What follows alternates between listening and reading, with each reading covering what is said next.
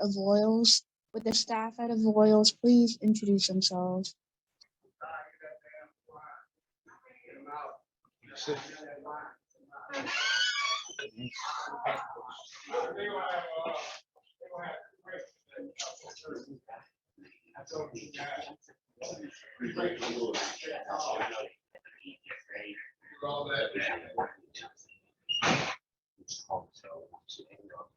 And we're just gonna. Right, do we have any staff? Do we have any staff at the Vols? Anybody in the room at the Vols? Any staff? Do we have any staff? Would staff please introduce yourself? Thank you.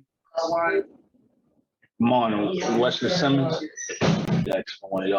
Yes, sir. All right, we'll hear from Miss, would you introduce yourself, ma'am, the staff? Misty Mitchell of Falls Parish Sheriff's Office. Listen, we hearing like multiple people talk back there. Can we keep it quiet so we can have this hearing? Yes, sir. Thank you. Hey, y'all, be quiet, y'all. Would the offender please introduce yourself for the record, stating your name and DOC number? Good morning, Westley Simmons, DOC number 530204. Thank you, Mr. Simmons. Let me explain the process to you. First, I will read information into the record, then the board will conduct a plural interview with you. At the appropriate time, we will allow the participants who have indicated to speak to have their input. We have 3 who are here in support, and all 3 will be speaking. We have Mr. Erwin Vial, employer, Mr. Walter Simmons, brother, and Ms. Ebony Love, mother of son. And we have Mr. Randy Meyer Jefferson, ADA, who will be speaking in opposition. At the end, Mr. Simmons, you'll be allowed to make a brief statement before the board votes. Do you understand the process, sir? Yes, ma'am. Okay. This is a case for Westley Simmons, DOC number 530204, date of birth February 26, 1990, classified as a 4th felony offender.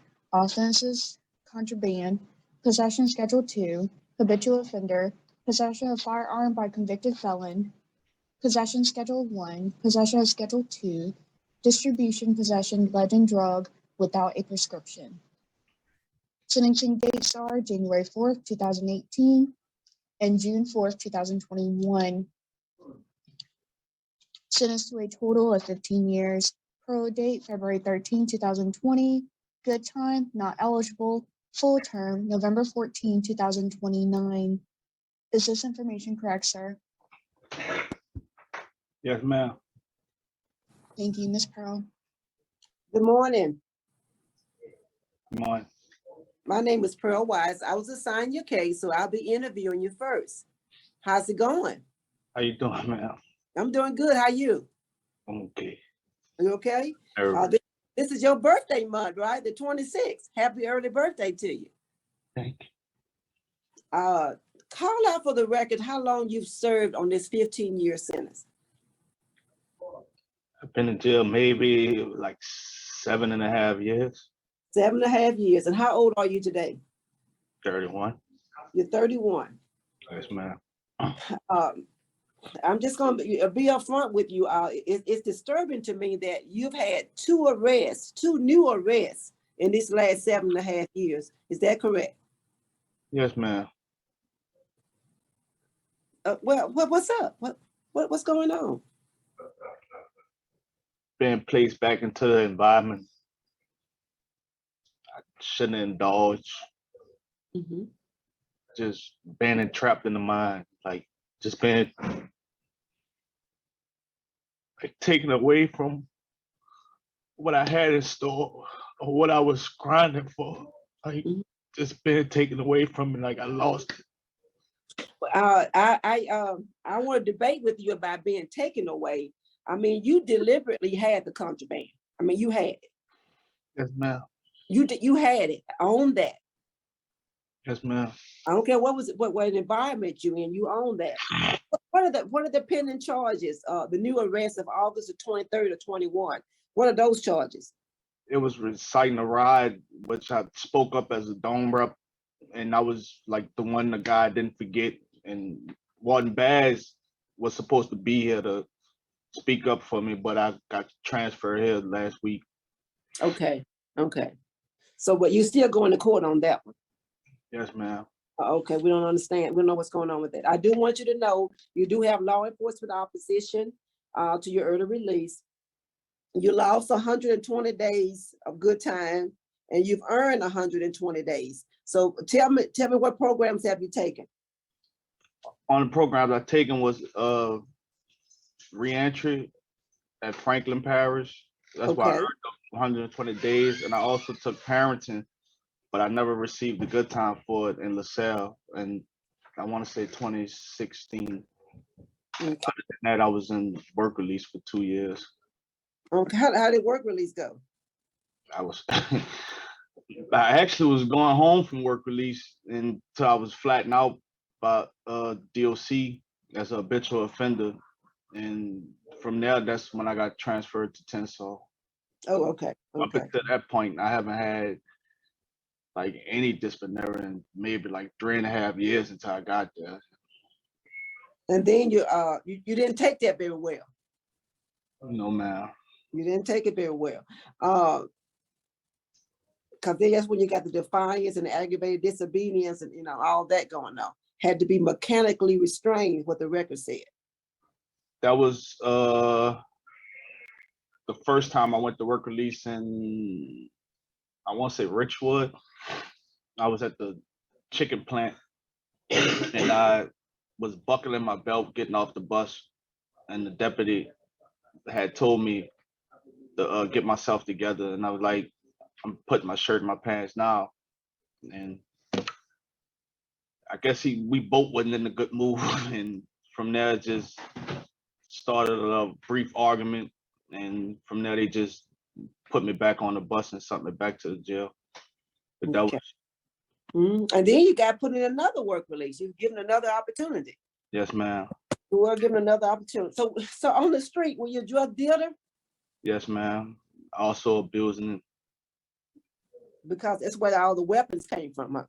Yes, ma'am. Okay. Okay. And you served 7.5 years of this 15-year sentence. And you got family support. I'm glad to see that. So looking forward, what are your plans?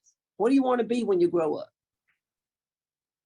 My plans is to become a captain for the company that I was working for and take care of my kids. Oh, the company you were working for in transitional work, that's the company you referring to? Yes, ma'am. Oh, okay. Okay. I was actually set to be released and going back to work in 2 days, but I was flattened out by DOC, and from there, that's how I've been back stuck in. Okay. So now as we speak today, when was your last write-up? Probably about a year and something by now. About a year. Okay. All right, then that's all I had. Thank you for answering my questions. You don't have any status. Ms. Mitchell, what can you tell us about He just recently came to us 2 to 3 days ago. yes, ma'am. His intake, he was very polite. During the booking process, going through his property, everything, it's just very polite. He told me, he had a parole hearing coming up. Never aggravated me or, nagged. I told him that, I talked with the parole board and, we were gonna do it. And it was thank you, yes, ma'am, no, ma'am. Well, good. I'm glad to hear that. All right, thank you. That's all I had, Chairman. You're welcome. All right, thank you. We'll hear from brief statement from Mr. Irwin.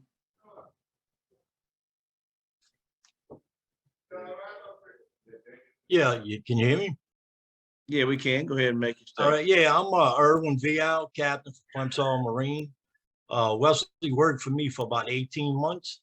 And, he was a good employee. Everything worked out fine. He worked under a lot of extreme conditions. Deckhands work under freezing cold weather in the winter, rain, sleet, snow, summertime, real hot conditions. I never ever had any problems with him. And he worked fine for me. And we always talked about like when he was going to get out. He used to tell me he didn't want to do nothing but get back and home, raise his kids and stuff. And I used to tell him, look, man, when you get out, you can't hang around the same gang, you know, and move to a different area where you don't know nobody and everything would be fine, you know. And he had him a 401k set up. He had money from the jail, I think, because I helped him online, show him how to get everything look where he could keep track of his money. He had probably about $20,000 in his account. Now, that's what I told him, when you get out, buy your car, you know, get your car, get your apartment, and just kind of move away from all the stuff, get where you don't know nobody, you know. And I explained to him, like, I was, you know, trying to give him some leadership, saying now with the new criminal justice reform that, you know, you still qualify to get a captain license. He's got to have a little deckhand that works with him. And they don't take that against you unless it's a violent offense. And the other little guy, he's in school, right? Well, he's got his apprentice going to the mate license, and that was our intention. I was going to stay there to train both of them. But one would, once he got his, Matt got his mate license, Wesley would go get the apprentice license, because this all started, we thought he was getting out. He was on that work release. It was like a Monday. So we all on the work guy tell him, well, we'll see you when you come back on night watch. He's going to take one day off, come back on nights. And, you know, the man's got a future. He just needs an opportunity to do it. You know, I mean, like I used to tell him, hey, look, I can open the doors. You just got to go through. You know, and I mean by that, it's like, I'm going to give you the tools. You got to go do it. I can't do it fight, you know. And I was just always try to give them advice on direction to go. You know, hey, look, I'm here to help you, you know, you stay away from the people you don't know and try to move on with your life, you know. But he's always been telling everybody he wanted to get back home and take care of his kid. He didn't want to see his son and them grow up without a father. And All right. you know, it's pretty All right. much. Thank you, sir. All right. Thank you for your comments, All right, sir. thank We'll you. hear from Miss Ebony. Good morning. Good morning. How are you? Go ahead and make your comment, ma'am. Doing fine. All right. My name is Ebony Love. I'm the mother of Westley Simmons' son. He also takes care, he's also part of my daughter life, whom isn't his. Wesley, overall, he's a very good man. He has made some mistakes. He's learning from them.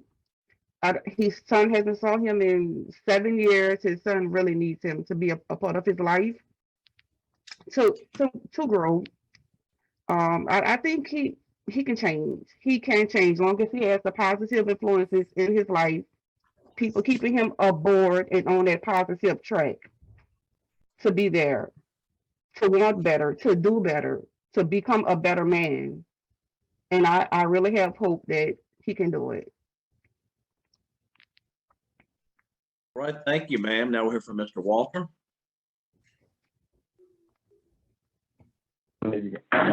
Yes, good morning. You hear me? Yes, we can hear you. Oh, okay. I can hear you. Yes. Good morning. I just want to say, man, my brother has been dealt a pretty raw deal from the beginning. And over the years, he was able to overcome a lot of circumstances and a lot of unfortunate situations that he's been put in. From the beginning, growing up was tough. Without our mom in our life, without our parents, he had to figure it out the hard way. But even through all of that and in unfortunate circumstances, and he made his mistakes, he actually learned from that, man. This last stint he was on, he was actually coming home.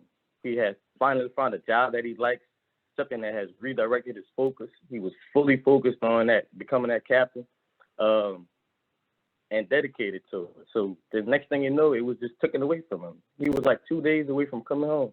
And all of a sudden, he just has to stay in there and complete another sentence. Like, I believe that was unfair. And I believe he was put in an unfair situation, to be honest with you.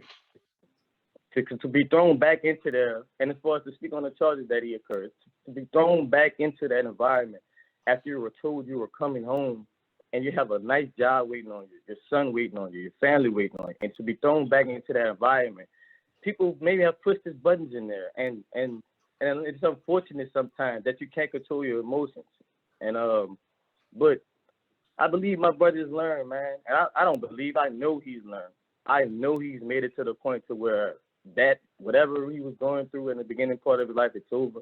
He wants to be a family man, a hardworking man, a man that's dedicated to society and building.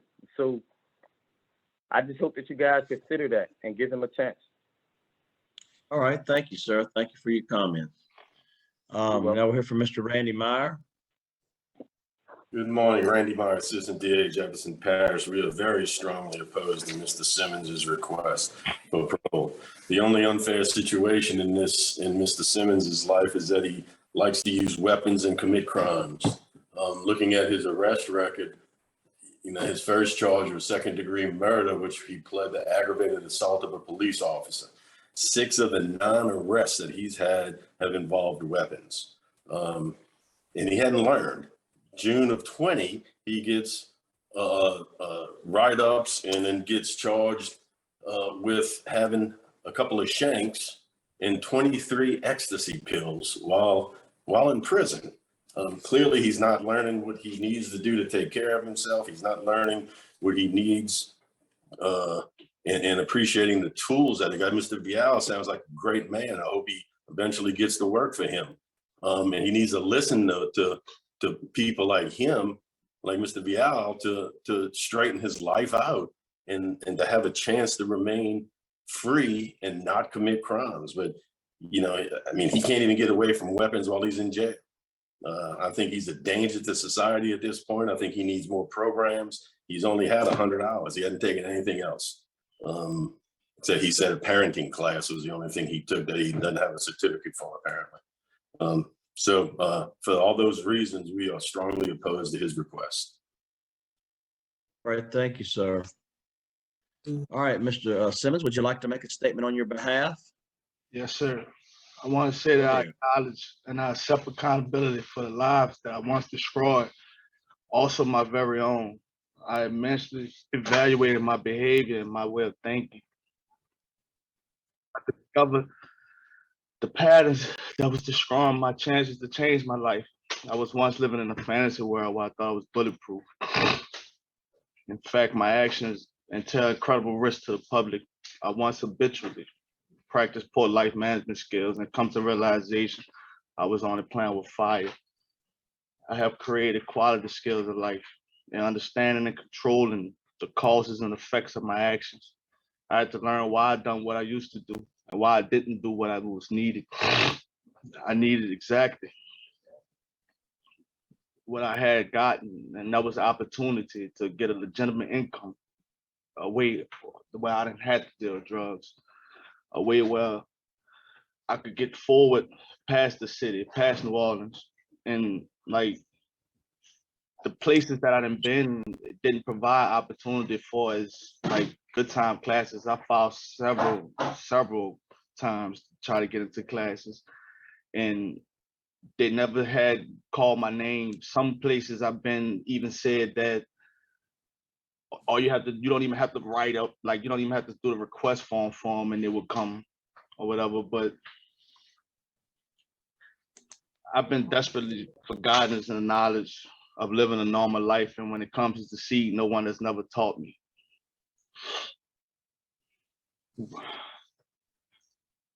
I had to develop the self-discipline. This time I stay in prison, which was hard to seek. I started off by separating myself from family and even friends. I affiliated myself with the wise and disciple people in my life that never been to prison or may not even committed a crime. And I took full accountability for the contraband conviction because Tennessee is not, it's a rough place. And it was only for protection. The same way I carry guns on the streets was only for protection. It never was to harm anybody. It never was to hurt no one. It was always just to try to live. And I've been trying, and it's like, when I finally get the mindset, and finally get the tools I needed to succeed in life, it was taken. And it's not an excuse for my actions, don't get me wrong. And like the ride, there's no excuse for that neither, but like Walton Basket explained it better to where I wish I was holding his hearing at Tensar, because I only spoke up as the TIR representative, and the guy that accused me of the ride, he was terminated due to that same reason. He provoked that disturbance, and I just spoke up as the TIR representative. I was just someone he didn't forget, and that's only because I would try to keep the control of the vibe. I was the one with the women, me and like 2 other guys was with the women, telling them that they would be okay, telling them everything is okay. And the guy, Lieutenant Gamble, he was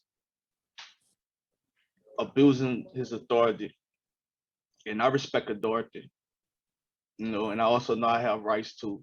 So all thing I did was just spoke up for the TIR.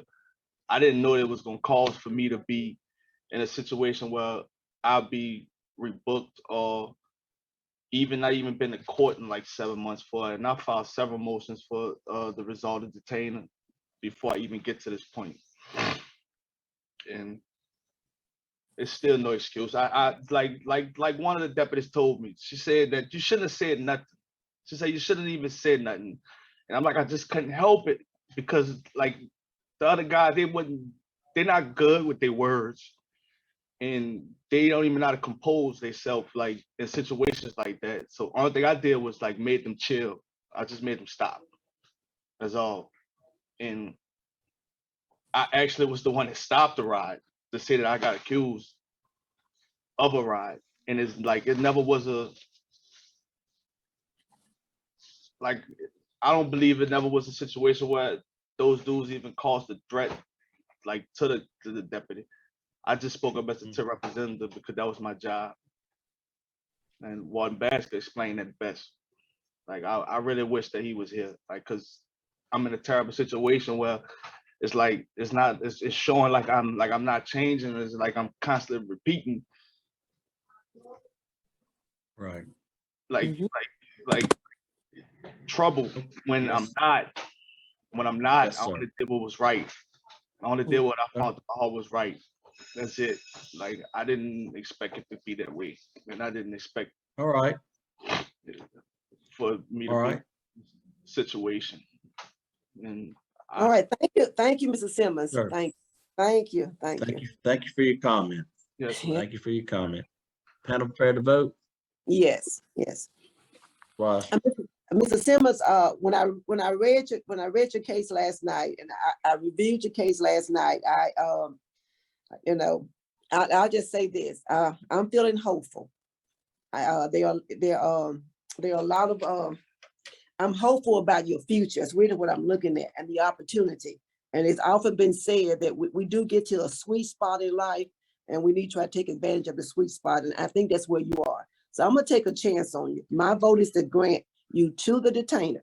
So you're not gonna be getting out until that charge is taken care of. And because of the good transition plan, that's what really, the transition plan ahead is that's the only reason. But again, that's just my vote now. I'm just really hopeful for you. Best wishes to you, young man. thank Ms. Renata?